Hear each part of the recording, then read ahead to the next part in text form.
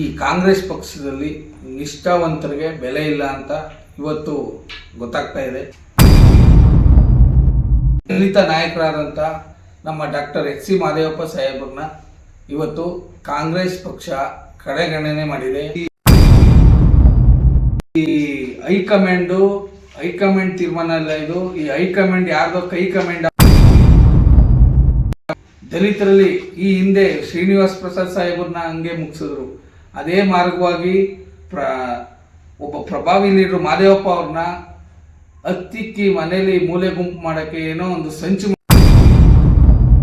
ಮಾಡ್ತಾ ಇದ್ದಾರೆ. ನಮ್ಮ ಜನಾಂಗದವ್ರನ್ನ, ನಮ್ಮ ಜಾತಿಯವ್ರನ್ನ, ನಮ್ಮ ಲೀಡರ್ಗಳನ್ನ ಅವರು ತುಳ್ಕೊಂಡು ಮೆಟ್ಲು ಮಾಡ್ಕೊಂಡು ಹತ್ಕೊಂಡು ಅಧಿಕಾರ. ಮಲ್ಲಿಕಾರ್ಜುನ್ ಖರ್ಗೆ ಸಾಹೇಬರು ಮನ್ಸು ಮಾಡಿದ್ರೆ ಮಾಡ್ಬೋದಾಗಿತ್ತು. ಅವ್ರವ್ರ ಮಕ್ಕಳಿಗೋಸ್ಕರ ಮಹದೇವಪ್ಪ ಅವ್ರನ್ನ ಬಲಿ ಕೊಡ್ತಾವ್ರೆ. ಇವರು ಮುಂದೆ ಮುಖ್ಯಮಂತ್ರಿ ಸ್ಥಾನಕ್ಕೆ ರೈಸಿಗೆ ಬರ್ತಾರೆ ಅನ್ನೋ ಉದ್ದೇಶಕ್ಕೆ ಒಳಸಂಚು ಮಾಡಿ ಈ ಕೆಲಸನ ಕಾಂಗ್ರೆಸ್ ಪಕ್ಷನೋ ಹೈಕಮಾಂಡು ಹಿರಿಯ ನಾಯಕರು ಎಲ್ಲ ಸೇರಿ ಮಾಡಿದ್ದಾರೆ ಅಂತ. ಮೊದಲನೇ ಬಾರಿನೇ ಮಹದೇವಪ್ಪ ಅವ್ರಿಗೆ ಸಚಿವ ಸ್ಥಾನ ನೀಡಬೇಕಾಗಿತ್ತು. ನನ್ನ ಹೆಸರು ಗಣೇಶ್ ಪ್ರಸಾದ್ ಅಂತ, ಭೀಮರಾವ್ ಅಂಬೇಡ್ಕರ್ ಸೇನೆ ರಾಜ್ಯಾಧ್ಯಕ್ಷರು, ಚಾಮರಾಜನಗರ. ಇವತ್ತು ಒಂದು ಬೇಸರದ ಸಂಗತಿ ಏನಪ್ಪ ಅಂದರೆ, ನಮ್ಮ ಈ ಕಾಂಗ್ರೆಸ್ ಪಕ್ಷದಲ್ಲಿ ನಿಷ್ಠಾವಂತರಿಗೆ ಬೆಲೆ ಇಲ್ಲ ಅಂತ ಇವತ್ತು ಗೊತ್ತಾಗ್ತಾ ಇದೆ. ಕಾರಣ, ಒಬ್ಬ ದಲಿತ ನಾಯಕರಾದಂಥ ಹಿರಿಯರು, ನಿಷ್ಠಾವಂತರು, ಮತ್ತು ಯಾವುದೇ ಖಾತೆಯನ್ನು ಕೊಟ್ಟರು ನಿಷ್ಠೆಯಿಂದ ಅದಕ್ಕೆ ನ್ಯಾಯಬದ್ಧವಾಗಿ ಸೇವೆಯನ್ನು ಸಲ್ಲಿಸ್ತಕ್ಕಂಥ ನಮ್ಮ ಡಾಕ್ಟರ್ ಎಚ್.ಸಿ. ಮಹದೇವಪ್ಪ ಸಾಹೇಬ್ರನ್ನ ಇವತ್ತು ಕಾಂಗ್ರೆಸ್ ಪಕ್ಷ ಕಡೆಗಣನೆ ಮಾಡಿದೆ. ಅವ್ರಿಗೆ ಅಪಮಾನ ಮಾಡಿದೆ. ಅವ್ರನ್ನ ಒಂದು ಉನ್ನತ ಸ್ಥಾನನ ನೀಡದೆ ಅವ್ರಿಗೆ ಭಾಳ ಅಪಮಾನ ಮಾಡಿದೆ. ಅದರ ಜೊತೆಗೆ ಅವರು ಈ ಹಿಂದೆ ಸಮಾಜ ಕಲ್ಯಾಣ ಮಂತ್ರಿಯಾಗಿರಬೇಕಾದ್ರೆ ಸಂವಿಧಾನ ಓದು ಕಾರ್ಯಕ್ರಮ ಕೊಟ್ಟರು. ಆ ಸಂವಿಧಾನ ಓದು ಕಾರ್ಯಕ್ರಮ ಮಹದೇವಪ್ಪ ಅವರು ವೈಯಕ್ತಿಕವಾಗಿ ಮಾಡಿದ್ದಲ್ಲ. ಆ ಕಾರ್ಯಕ್ರಮದಿಂದ ಕಾಂಗ್ರೆಸ್ ಪಕ್ಷಕ್ಕೆ ಒಳ್ಳೆಯ ಹೆಸರು ಬಂದಿದೆ.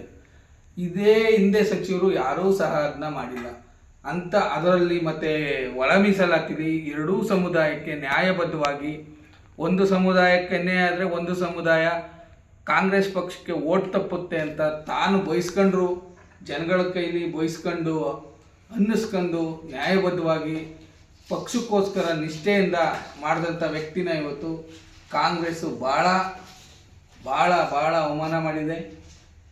ಈ ಹೈಕಮಾಂಡ್ ತೀರ್ಮಾನ ಅಲ್ಲ ಇದು. ಈ ಹೈಕಮಾಂಡ್ ಯಾರ್ದೋ ಕೈ ಕಮಾಂಡ್ ಆಗೋಗಿರ್ಬೇಕು ಅಂತ ನನಗೆ ಅನುಮಾನ ಬರ್ತಾ ಇದೆ. ಭಾಳ ಸಂಚನ್ನ ರೂಪಿಸಿ ದಲಿತರಲ್ಲಿ ಈ ಹಿಂದೆ ಶ್ರೀನಿವಾಸ್ ಪ್ರಸಾದ್ ಸಾಹೇಬ್ರನ್ನ ಹಂಗೆ ಮುಗಿಸಿದ್ರು. ಅದೇ ಮಾರ್ಗವಾಗಿ ಒಬ್ಬ ಪ್ರಭಾವಿ ಲೀಡರ್ ಮಹದೇವಪ್ಪ ಅವ್ರನ್ನ ಹತ್ತಿಕ್ಕಿ ಮನೇಲಿ ಮೂಲೆ ಗುಂಪು ಮಾಡೋಕ್ಕೆ ಏನೋ ಒಂದು ಸಂಚು ಮಾಡ್ತಾ ಇದ್ದಾರೆ. ಇದರ ಉತ್ತರ ಮುಂದಿನ ದಿನದಲ್ಲಿ ಖಂಡಿತ ಎಲ್ಲ ದಲಿತ ಸಂಘಟನೆಗಳು ಸೇರಿ ಒಗ್ಗಟ್ಟಾಗಿ ಮಾತಾಡಿ ಒಂದು ತೀರ್ಮಾನಕ್ಕೆ ಬಂದು ಒಳ್ಳೆಯ ಉತ್ತರನ ಕಾಂಗ್ರೆಸ್ ಪಕ್ಷಕ್ಕೆ ಕೊಟ್ಟೇ ಕೊಡ್ತೀವಿ. ಇಲ್ಲಿಂದನೂ ನಾವು ಈ ಹಿಂದೆನೂ ಮಾತಾಡಿದಾಗ ಹೇಳಿದೆ, ದಲಿತರು ನಮ್ಮ ಮುತ್ತಾತ ತಾತನ ಕಾಲದಿಂದನೂ ಕಾಂಗ್ರೆಸ್ನ ನಂಬ್ಕೊಂಡು ಕಾಂಗ್ರೆಸ್ಗೆ ಬಹುಜನ ಮುಖ್ಯವಾಗಿ ಓಟ್ ಹಾಕೊಂಡು ಬಂದಿರೋದಂತೂ ನಿಜ. ಆ ಓಟ್ಗೋಸ್ಕರ ನಾವು, ಅಧಿಕಾರಕ್ಕೋಸ್ಕರ ನಾವಲ್ಲ. ನಮ್ಮಿಂದ ಓಟ್ ತಗೋತಾರೆ, ಅಧಿಕಾರ ಅವ್ರು ಮಾಡ್ತಾರೆ. ನಮ್ಮ ಜನಾಂಗದವ್ರನ್ನ, ನಮ್ಮ ಜಾತಿಯವ್ರನ್ನ, ನಮ್ಮ ಲೀಡರ್ಗಳನ್ನ ಅವರು ತುಳ್ಕೊಂಡು ಮೆಟ್ಲು ಮಾಡ್ಕೊಂಡು ಹತ್ಕೊಂಡು ಅಧಿಕಾರ ಮಾಡ್ಕೊಂಡು ಬಂದಿರೋದು. ಆ ಅಧಿಕಾರ ಮಾಡಬೇಕಾದ್ರೆ ನಮ್ಮ ದಲಿತರೇ ಕಾರಣ. ಅತಿ ಮುಕ್ಕಾಲು ಭಾಗ ನಮ್ಮ ದಲಿತರೇ ಕಾರಣ. ಅರ್ಜುನ್ ಖರ್ಗೆ ಸಾಹೇಬರು ಮನ್ಸು ಮಾಡಿದರೆ ಮಾಡ್ಬೋದಾಗಿತ್ತು. ಕೆಲವು ಹಿರಿಯ ರಾಜಕಾರಣಿಗಳು, ಈಗ ಮಹದೇವಪ್ಪ ಅವರ ಆತ್ಮೀಯರಾದಂಥ ಸಿದ್ದರಾಮಯ್ಯ ಅವರು, ಮಲ್ಲಿಕಾರ್ಜುನ್ ಖರ್ಗೆ ಅವರು, ಇವರೆಲ್ಲ ಒಂದು ಕಾಲಿನ ಲೀಡ್ರಾಗಿ ಬಂದವರು. ಅವರು ನನಗನ್ನಿಸ್ತದ್ದು ನಾನು ಹೇಳ್ತೀನಿ, ಯಾರೇ ಬೇಜಾರು ಮಾಡ್ಕೊಂಡ್ರು ಸರಿ, ಅವ್ರವ್ರ ಮಕ್ಕಳಿಗೋಸ್ಕರ ಮಹದೇವಪ್ಪ ಅವ್ರನ್ನ ಬಲಿ ಕೊಡ್ತಾವ್ರೆ.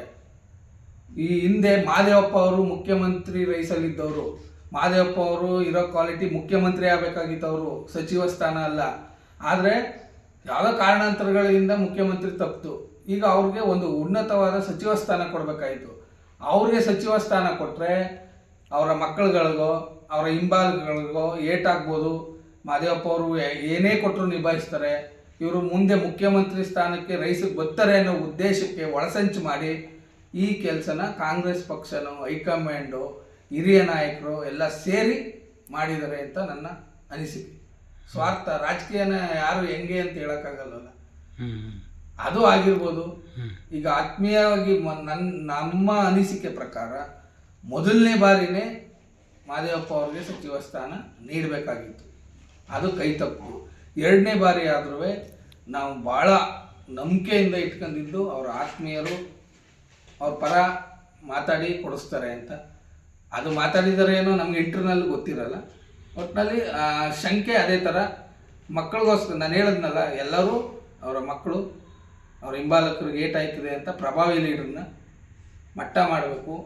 ಅವರ ಮನೆಯವರು ಅವ್ರ ಹಿಂಬಾಲಕರು ಮುಂದೆ ಬರಬೇಕು ಅಂತಲೇ ಯೋಚನೆ ಮಾಡಿ ಈ ಕೆಲಸಗಳನ್ನ ಮಾಡ್ತಾಯಿದ್ರು. ಮಾದೇವಪ್ಪ ಸಾಹೇಬರು ಸಮಾಜ ಕಲ್ಯಾಣ ಇಲಾಖೆ ಮಂತ್ರಿಯಾಗಿದ್ದ ಸಂದರ್ಭದಲ್ಲಿ ಒಳ ಮೀಸಲಾತಿ ವಿಚಾರವಾಗಿ ಕ್ಯಾಬಿನೆಟ್ಟಲ್ಲಿ ವಿಶೇಷವಾಗಿ ಮುಖ್ಯಮಂತ್ರಿಯವರ ಗಮನನ ಸೆಳೆದು ಎರಡೂ ಸಮುದಾಯಕ್ಕೆ ಒಂದೇ ತಕ್ಕಡಿಯಲ್ಲಿ ನ್ಯಾಯ ಕೊಡಿಸೋದರಲ್ಲಿ ಯಶಸ್ವಿಯಾಗಿ ಎರಡೂ ಸಮುದಾಯದ ಆಕ್ರೋಶವನ್ನು ತಣ್ಣಗೆ ಮಾಡಿ ಕಾಂಗ್ರೆಸ್ ಪಕ್ಷದ ಮೇಲೆ ವಿಶ್ವಾಸ ಬರೋ ಥರ ಮಾಡಿದ್ದು ನಮ್ಮ ಮಾದೇವಪ್ಪ ಸಾಹೇಬರು. ಇದನ್ನು ಕಾಂಗ್ರೆಸ್ ಪಕ್ಷ ಗಮನದಲ್ಲಿ ಇಟ್ಕೋಬೇಕಾಗಿತ್ತು. ಅದರ ಜೊತೆಗೆ ಅವ್ರನ್ನ ಎರಡೂ ಸಮಾಜದವರು ಭಾಳ ಅನ್ಯಾಯ ಮಾಡ್ತಾ ಇದ್ದಾರೆ ಅಂತ ಕೆಲವು ಕಿಡಿಗೇಡಿಗಳು ಅವ್ರನ್ನ ಅಪಮಾನ ಮಾಡಿ ಹೋರಾಟ ಮಾಡಿ ಅವ್ರನ್ನ ಬಾಯಿಗೆ ಬಂದಂಗೆ ನಿಲ್ಲಿಸಿದ್ರು. ಅದನ್ನೆಲ್ಲ ಅಪಮಾನನ ಹೊತ್ಕೊಂಡು ಪಕ್ಷ ಕಟ್ಟೋಕ್ಕೋಸ್ಕರ, ಪಕ್ಷ ಉಳಿಸೋಕ್ಕೋಸ್ಕರ ಇದನ್ನು ಪಕ್ಷ ಗಮನದಲ್ಲಿ ಇಟ್ಕೋಬೇಕಾಗಿತ್ತು. ಇದರಿಂದ ಅವ್ರಿಗೆ ಭಾಳ ಅನ್ಯಾಯ ಮಾಡಿದೆ.